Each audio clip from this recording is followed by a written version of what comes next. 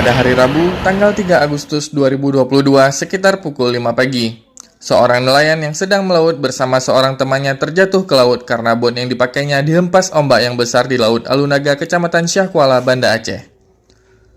Sedangkan temannya tidak sanggup membantunya sehingga memberitahukan kepada nelayan yang lain dan pihak terkait untuk mencari temannya tersebut. Namun, saat pencarian dari pagi hingga sore hari, nelayan tersebut belum juga ditemukan, sehingga dilanjutkan pencariannya pada hari Kamis 4 Agustus 2022 oleh tim SAR, nelayan, dan pihak terkait lainnya. Mudah-mudahan nelayan tersebut cepat ditemukan. Amin.